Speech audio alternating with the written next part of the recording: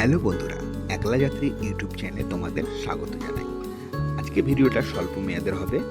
তোমরা জানো আজকে ছিল রামনবমী, তাই ভাবলাম বাড়িতে বসে না থেকে একটু বাইক নিয়ে বেরিয়ে পড়ি। তাই আজকে চলে গিয়েছিলাম আইহো বুলবুলির রাস্তায়। যেতে যেতে রাস্তায় অনেক জায়গায় রামনবমীর মিছিল চোখে পড়ল। এখন তোমরা যেই জায়গাটা দেখছো সেটা হলো হবিপুর।